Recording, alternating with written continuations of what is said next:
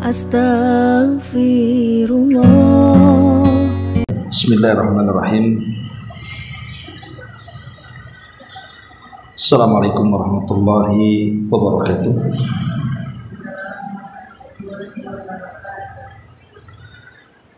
Alhamdulillah wassalatu wassalamu ala Rasulillah wa ala alihi wa sahbihi wa mawalah wa la hawla wa la quwata illa billahi wa ba'd.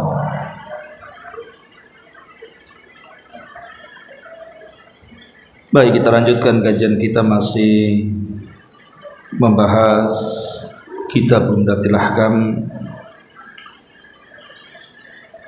dan kita masuk pada bab ke-10, bab seputar azan. Kita baca beberapa hadis baru kita jelaskan. An Anas bin Malik radhiyallahu anhu qala umira Bilalun an yashfa'al adhana wa yutiral iqamata. Dari Anas bin Malik radhiyallahu an, beliau mengatakan bahwa Bilal diperintahkan untuk menggenapkan azan dan mengganjilkan qomat, karena azan itu diulang 2 kali, sementara qomat itu tidak diulang. Itulah arti ganjil genap.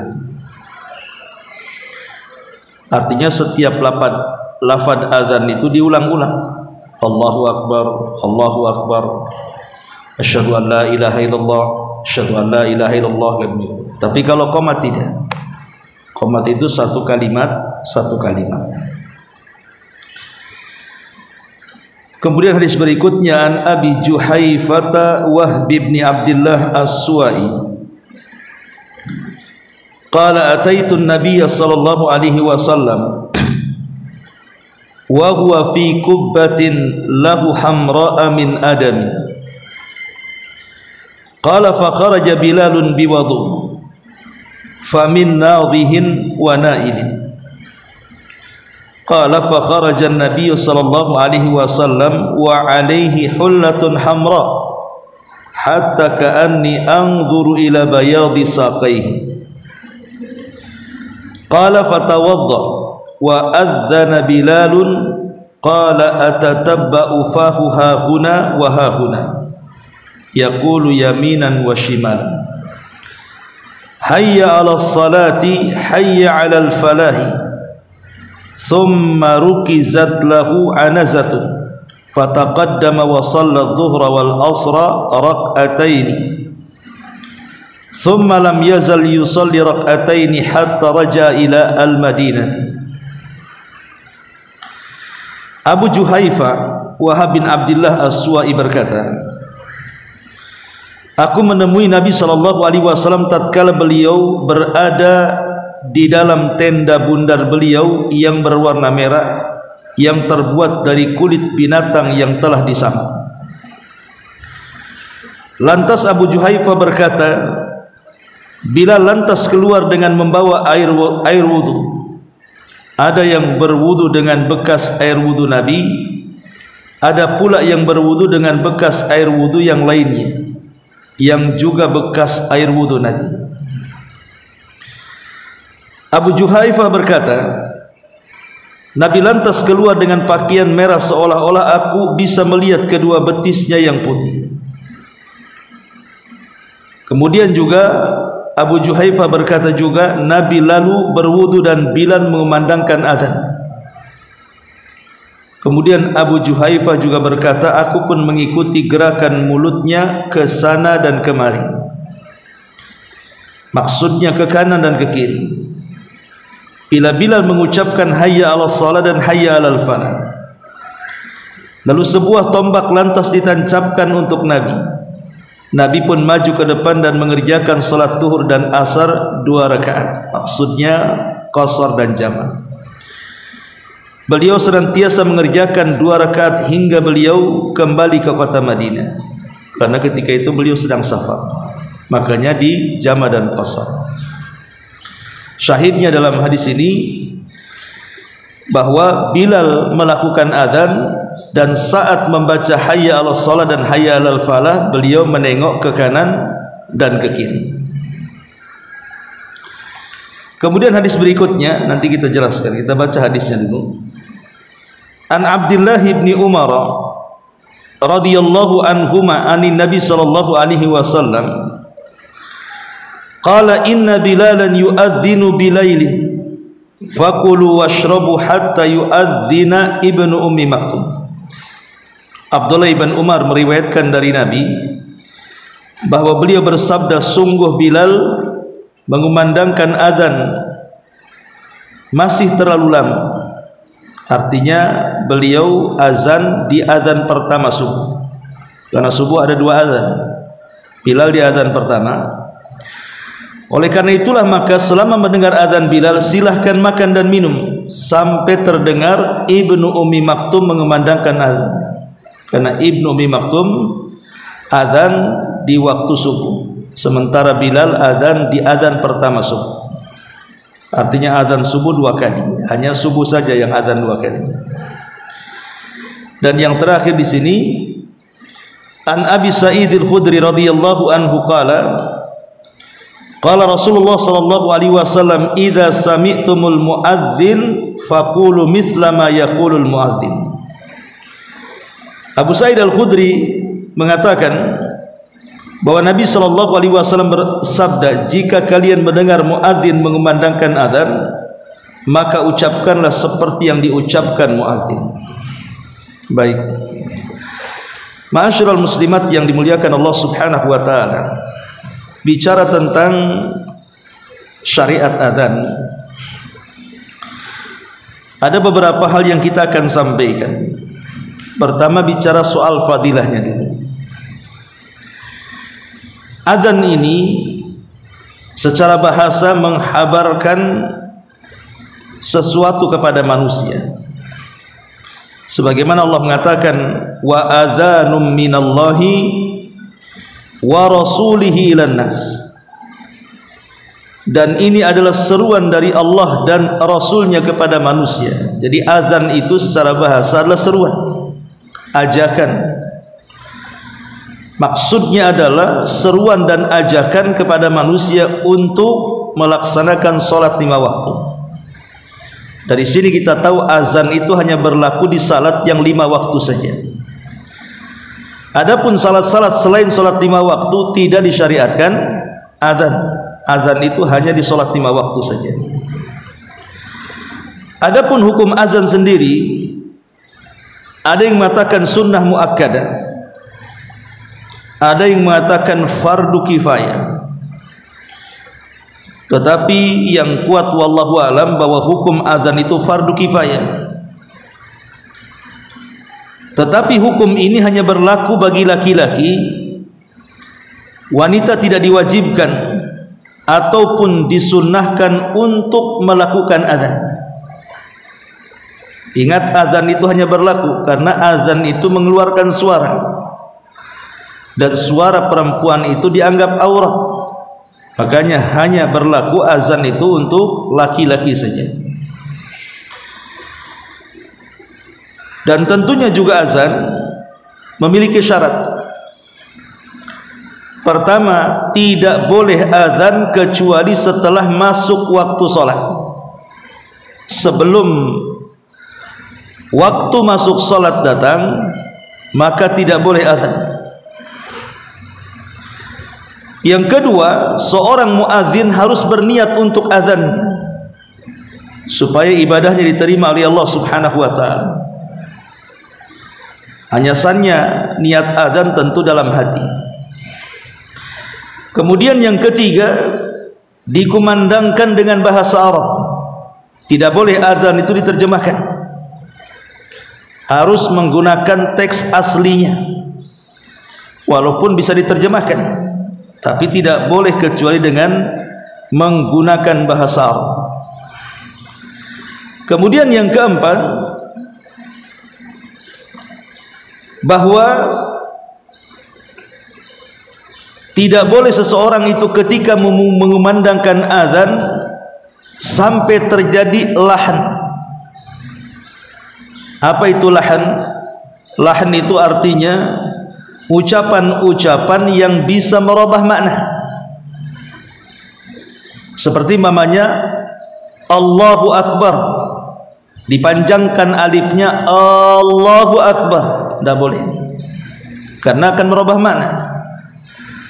Kalau Allahu Akbar, ya Allah Maha Besar. Tapi kalau Allahu Akbar, apakah Allah Maha Besar? Jadi pertanyaan nantinya. Jadi tidak boleh adalah kesalahan mengucap yang bisa kemudian merubah makna daripada kalimat-kalimat azan. Kemudian yang kelima, lafad-lafad azan itu diucapkan sesuai dengan urutan.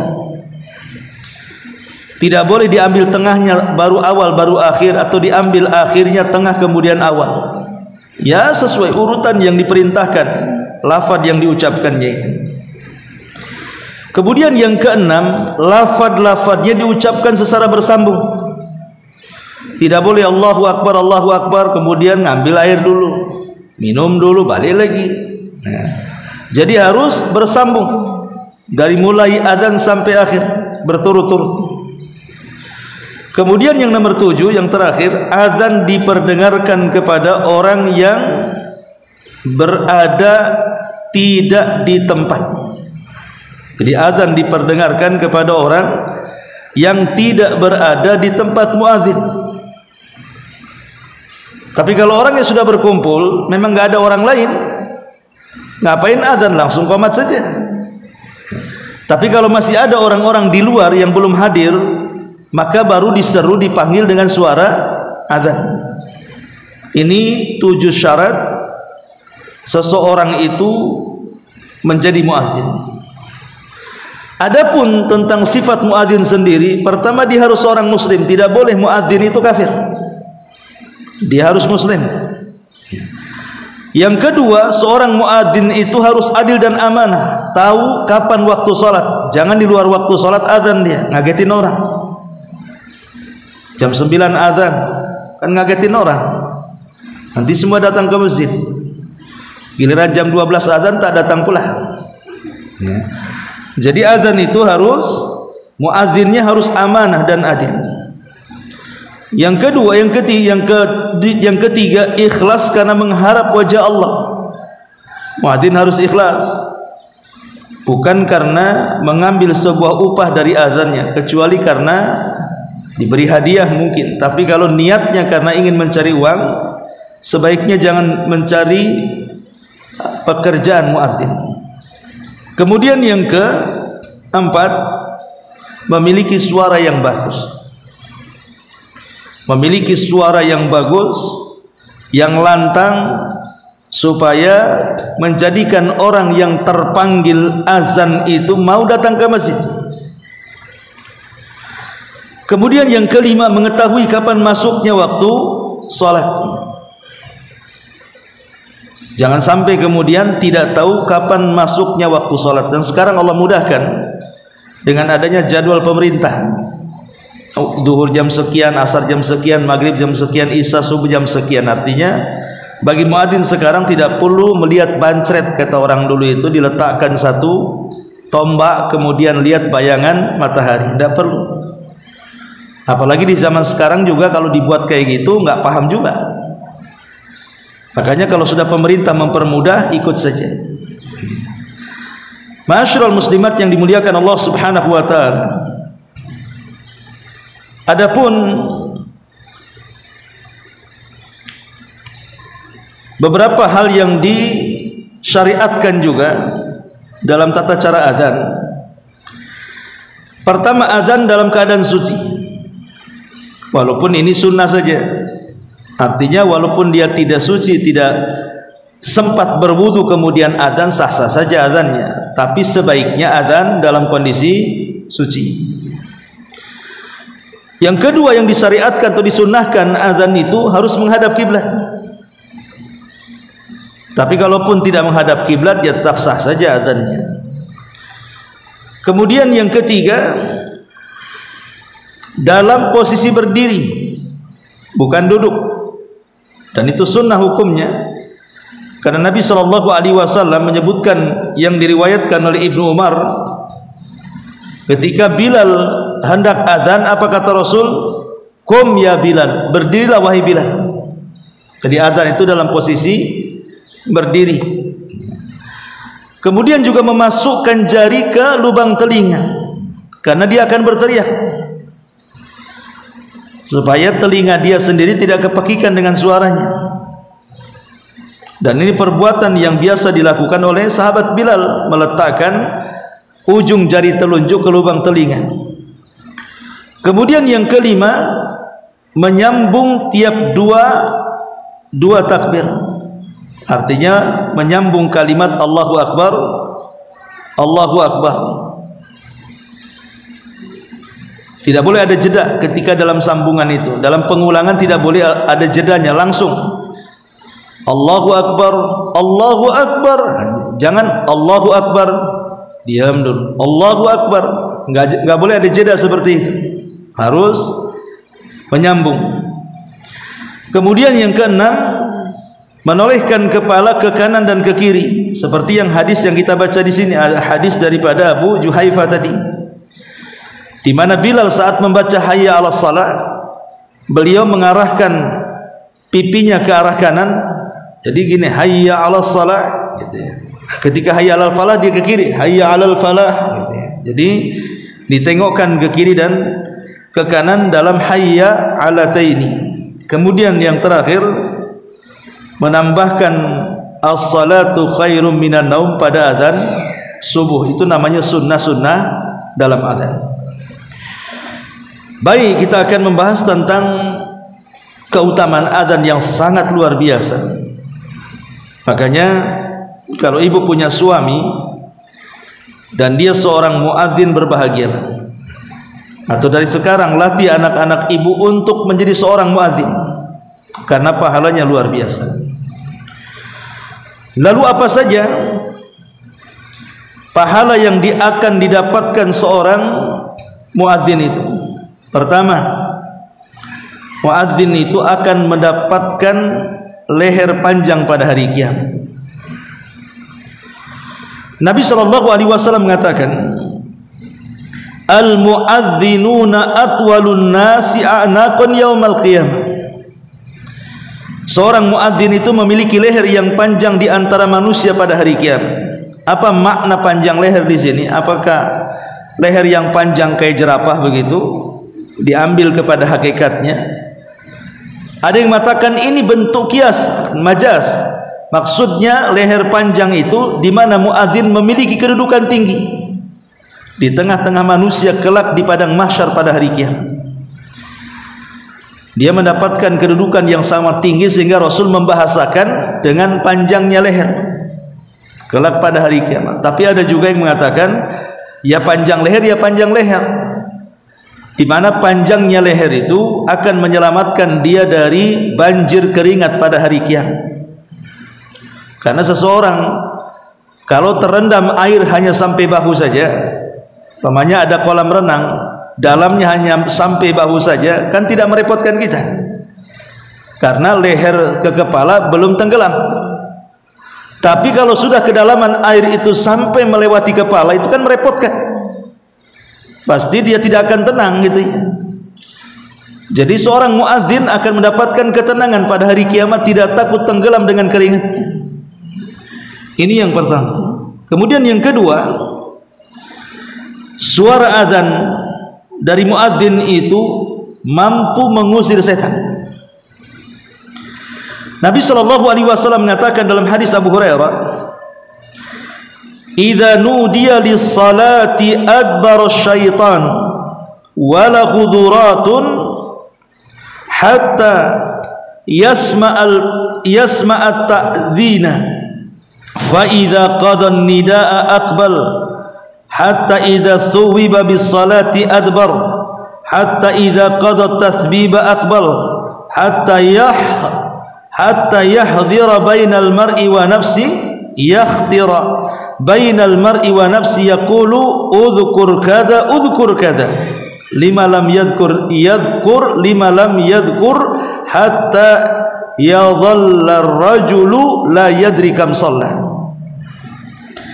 Jika dikumandangkan azan, kata Nabi, maksudnya untuk salat, maka syaitan akan lari dan ia memiliki suara buang air kecil sampai dia tidak mampu mendengar suara azan. Bahasanya terkentut-kentut karena ketakutan. Ya. Dari sini kita tahu rupanya setan kentut juga, kayak manusia ya. Cuman tidak kedengaran gimana suaranya. Kalau kita kan macam-macam ya, ada yang ada ledakan, ada yang enggak gitu. Tapi di sini zurat itu artinya suara kentut yang memiliki suara. Ya tentu suaranya didengar di kalangan mereka saja. Kita hanya beriman bahwa Nabi mengatakan mereka lari terkentut-kentut. Bahasa Arabnya zurat. Zurat dengan fusa berbeda. Kalau fusa itu kentut tanpa ada suara, sebut fusa dalam bahasa Arab. Kalau zurat itu kentut yang ada ledakan. Jika selesai azan, maka ia datang kembali sampai jika diiqamahkan untuk salat, maka ia akan lari lagi hingga iqamah selesai. Setelah iqamah selesai, maka ia akan datang lagi kembali hingga membisikkan di antara seseorang dengan hatinya. Setan akan berkata, ingat ini, ingat itu dalam salat kita, untuk sesuatu yang belum pernah diingat sebelumnya, sehingga seseorang berada dalam keadaan tidak tahu jumlah rakaat salatnya karena diganggu oleh setan. Jadi setan takut dengan suara azan dan suara qomat, mereka akan lari. Tapi kalau sudah tidak azan dan qomat, maka mereka akan datang lagi dan menggoda orang yang salat. Salah satu godaannya adalah memberikan was-was.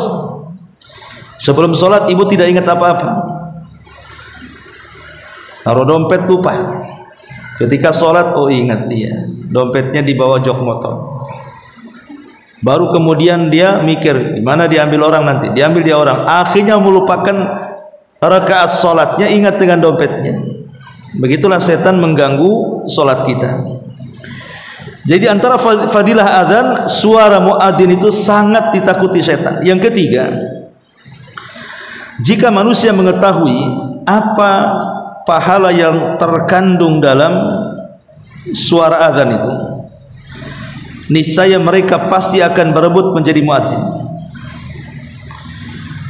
Dalam hadis Abu Hurairah radhiyallahu an, Nabi mengatakan, "Lau ya'lamun nas ma fin nida'i was-saffil awwal thumma lam yajidu illa an yastahimu alaihi lastahamu walau ya'lamuna ma fi tahjiri lastabaqu ilaihi walau ya'lamuna ma fi al-atamati was-subhi la atauhuma walau habwan." Kata Nabi, jika manusia mengetahui kandungan pahala besar dalam azan itu, ataupun dalam berdiri saf pertama dalam salat, niscaya mereka akan saling mengundi untuk merekalah yang paling depan melakukannya. Kemudian Nabi juga mengatakan, jika mereka manusia mengetahui apa yang ada dalam bersegeranya berangkat menuju masjid, maka niscaya mereka akan berlomba-lomba mendatangi masjid. Jika manusia mengetahui pahala yang besar yang ada pada salat isya dan juga salat subuh, maka niscaya mereka akan mendatangi kedua salat tersebut walaupun dengan cara merangkak dari rumahnya. Syahidnya di sini, kalau seandainya manusia tahu kandungan pahala azan, tentu manusia akan berlomba-lomba walaupun saling mengundi. Jadi kalau ada orang yang sudah pegang mic mau azan, kita datang, sudah saya aja yang azan, saya kasih kamu 100.000 pulang sana. Nanti datang yang lain, udah saya saja, saya kasih kamu 1 juta biar saya ngazan. Ya. Kalau orang tahu maksudnya ya, cuman kan orang tidak tahu bahwa di balik azan itu ada pahala besar, makanya saling dorong, antum saja, kamu saja, kan itu. Jadi lihat bagaimana pahala seorang muadzin itu sampai Rasul mengibaratkan kalau orang tahu isi pahalanya tentu manusia siap mengundi untuk menjadi muadzin. Kemudian yang keempat, suara muadzin itu didengar oleh segala sesuatu, dan semua yang mendengar suara azan itu kelak pada hari kiamat akan menjadi saksi di hadapan Allah karena azannya. Dalam hadis Abi Sa'id Al-Khudri radhiyallahu anhu, di mana beliau berkata kepada Abdullah ibn Abdurrahman bin Abi Salsa'ah Al-Ansari, apa kata Sayyid Al-Khudri? Inni araka tuhibbul ghanama wal badiyata fa idza kunta fi ghanamika aw bi badiyatika fa'adzin bis salati farfa sautaka bin nidai fa innahu la yasma'u mada sautil muadzin jinnun wala insun wala syai'un illa syahida lahu yaumal qiyamah. Qala Abu Sa'id sami'tuhu min Rasulillah sallallahu alaihi wasallam. Kata Abu Sa'id Al-Khudri menasihati Abdullah bin Abdurrahman, sesungguhnya saya melihat kamu menyukai kambing dan daerah pedalaman, maksudnya padang pasir. Maka jika kamu berada di antara kambing-kambingmu atau di pedalaman, lalu engkau mengumandangkan suara azan, maka keraskanlah suaramu dengan azan tersebut, karena sesungguhnya tidaklah mendengar suara muadzin apakah jin, manusia atau apapun binatang dan yang semacamnya, kecuali akan bersaksi untukmu pada hari kiamat. Abu Sa'id mengatakan, sungguh yang demikian ini aku mendengarkan langsung dari Nabi sallallahu alaihi wasallam. Lihat bagaimana keistimewaan seorang muadzin. Berarti semakin kencang azannya, semakin banyak manusia yang mendengarkannya, atau jin yang mendengarkannya, atau binatang yang mendengarkannya, maka semakin banyak saksi dia pada hari kiamat di hadapan Allah Subhanahu wa ta'ala. Ini yang keempat. Kemudian yang kelima, muadzin atau orang yang azan itu akan diampuni dosa-dosanya sesuai dengan suaranya dan mendapatkan pahala seperti pahala orang-orang yang salat bersamanya. Kata Nabi SAW dalam hadis Bara bin Azib, innallaha wa malaikatahu yusalluna ala saffil muqaddam wal muadzin yughfaru lahu bimaddi sautihi wa yusaddiquhu man sami'ahu min radbin wa yabisin wa lahu mithlu ajrin man sallama. Sesungguhnya Allah Subhanahu wa ta'ala dan para malaikatnya akan bersalawat untuk siapa? Untuk orang-orang yang berada di saf yang terdepan dan juga muadzin, di mana muadzin akan diampuni dosa-dosanya sepanjang suaranya, dan dia akan dibenarkan oleh segala sesuatu yang mendengarkannya, baik benda basah atau kering, dan dia akan mendapatkan pahala seperti pahala orang yang sholat bersamanya. Artinya semakin banyak yang datang ke masjid karena panggilannya, sebanyak jamaah itulah pahala yang akan diterima muadzin. Makin banyak jamaahnya, makin banyak pahalanya. Belum lagi suaranya yang melengking dan jauh jaraknya itu akan mengampuni dosa-dosanya, dan setiap yang mendengarkannya akan siap menjadi saksi kebaikan di hadapan Allah Subhanahu wa ta'ala. Ya. Kemudian yang keenam, Nabi SAW mendoakan secara khusus ampunan kepada para muadzin. Abu Hurairah radhiyallahu an berkata, Rasul bersabda, al-imamu dhamin wal muadzin mu'taman. Kemudian Rasul mengatakan, Allahumma arsyidil a'immata waghfir lil muadzinin. Kata Nabi, imam adalah penanggung jawab, tetapi muadzin adalah yang diberikan amanah.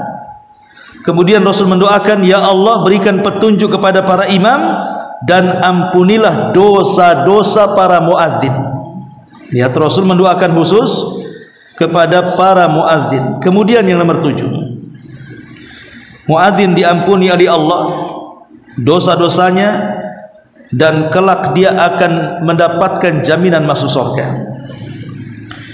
Uqbah bin Amir radhiyallahu an berkata, Rasul bersabda, "Ya'jabu rabbukum min ra'i ghanamin fi ra'si satiyatin bi jabalin yu'adhinu bis salati wa yusalli.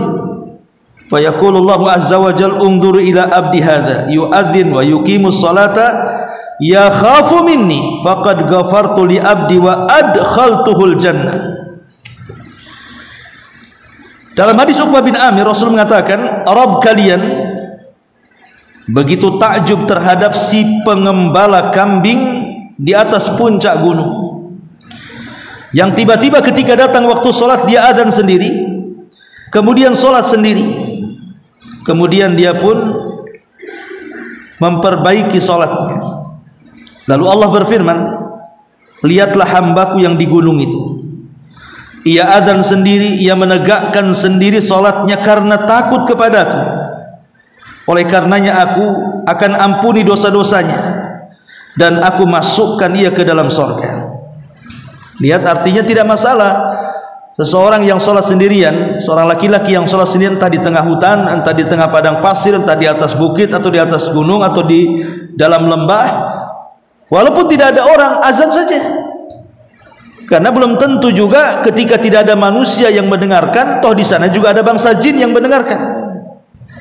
Maka seseorang boleh azan sendiri untuk sholat sendiri. Bagi orang-orang yang kondisinya mungkin di tengah-tengah hutan belantara, di atas gunung dan begitu seterusnya. Ma'asyiral muslimat yang dimuliakan Allah Subhanahu wa taala. Kemudian juga di antara fadilah muazzin ini yang ke-8,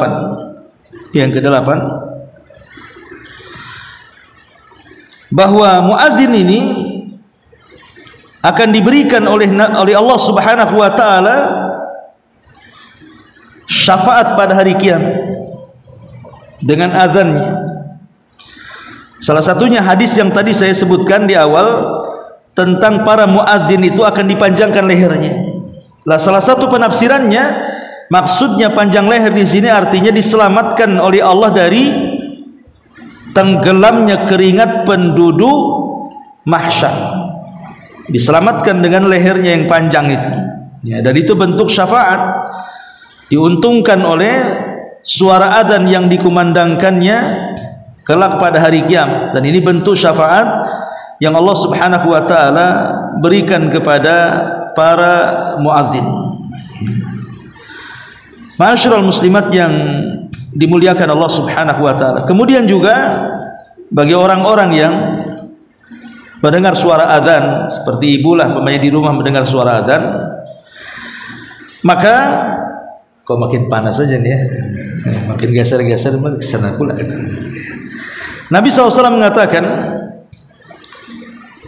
kalau seseorang kemudian idza sami'tum al-muadzin yuadzin, apabila seorang muadzin mengumandangkan adzan, Allahu akbar, Allahu akbar, faqala ahadukum, maka salah seorang di antara kalian juga mengulang Allahu akbar, Allahu akbar. Jadi ibu kalau mendengar suara adzan dari rumah, maka ibu jawablah suara adzan seperti lafaz-lafaz yang dikumandangkan muadzin. Dia mengatakan Allahu akbar, Allahu akbar, ibu katakan Allahu akbar, Allahu akbar. Dia mengatakan asyhadu an la ilaha illallah, ibu katakan asyhadu an la ilaha, sampai kepada hayya 'alas shalah dan hayya 'alal falah.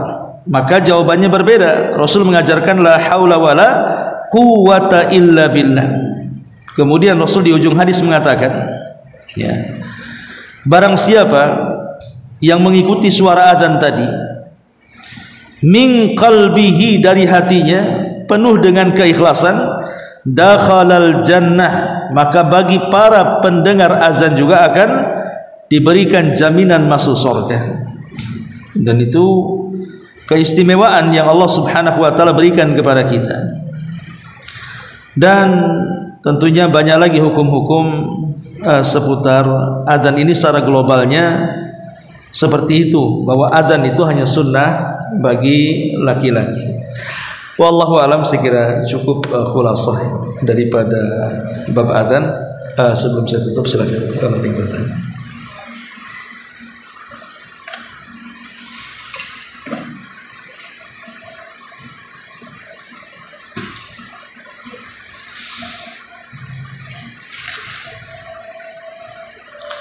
Baik, kalau nggak ada, subhanallahi bihamdika, asyhadu an la ilaha illa anta, astaghfiruka wa atubu ilaik. Allahu ta'ala alam. Assalamualaikum.